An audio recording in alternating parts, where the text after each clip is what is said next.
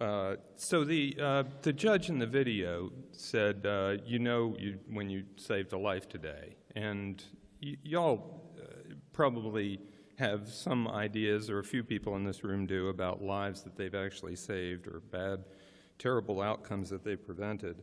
And I guess I'd say I'm here not as a skeptic, but as somebody who would like to put some evidence behind that to show the effects that we're having, because I know that we're having huge positive effects. But I've spent the past, 30 years evaluating programs, in the past 20 years in child welfare programs, and we don't find an effect about 80% of the time when we do rigorous evaluations of this work. And those are evaluations that we usually try to go by the gold standard of an experiment done with a randomized controlled trial, is what it's called. Many times in social sciences, we can't perform an RCT, as we call it. There are a lot of difficulties with that. So for one very large federal grant, they asked me to come up with a method to objectively find a group, a comparison group, as you would in a randomized trial. You have a comparison group and a treatment group, or a control group and a treatment group.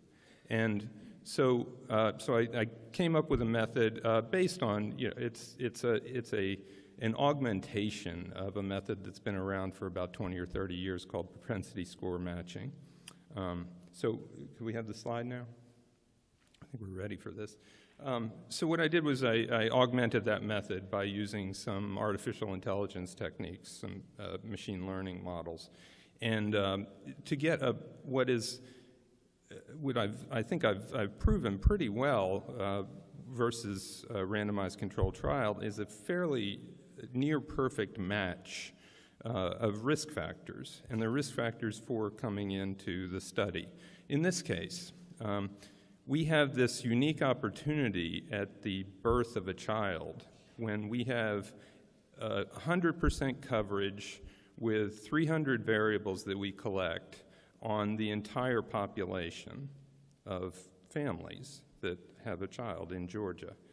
And so we're using that data because I have to look for a comparison group. And the comparison I'm looking for is families that, but for some unknown factor that we don't have, would have come to the attention of Georgia DFCS, would have had a report sometime soon after the birth of their child. And I'm going to compare those to the families that did have a DFCS report. So they have all the same risk factors because, as you know, the DFCS population that gets reported, it looks very different from the general population out there. So we need a comparison group.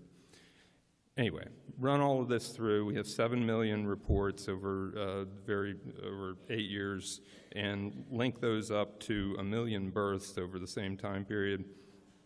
And it looks like the net savings versus a population that did not get a DFCS report is 51 infant lives over the period of 7 years.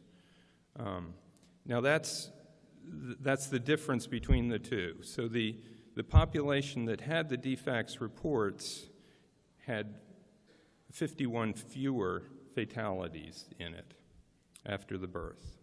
And that's a 28% reduction in the infant fatality rate.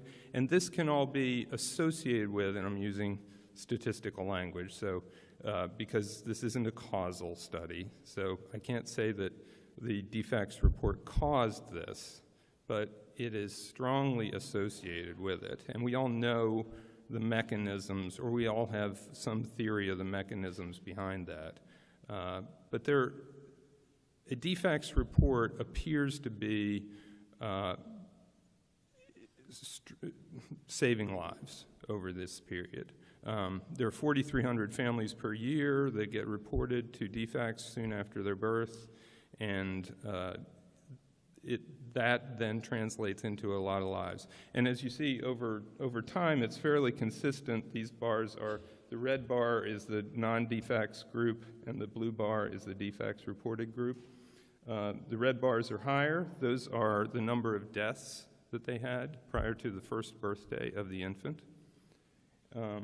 And all but 2016, there's a net positive effect from the DFACS intervention. 2016 is probably, I don't have enough coverage there, so that's probably going to change.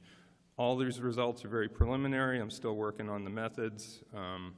They do need improvement. It's very complicated, but this is something that I think this is applied to child fatalities and DFACS reports. We can apply it to a lot of other interventions that we have.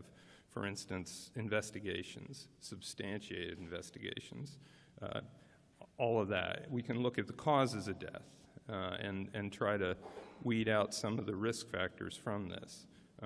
There's a lot we can do with these data sets. So I think that's what Tom and I have been working on, is making a case that in order to properly evaluate our spending on these programs, we ought to be able to tie it to some very strong outcomes like the prevention of a child fatality, and I think we've done that.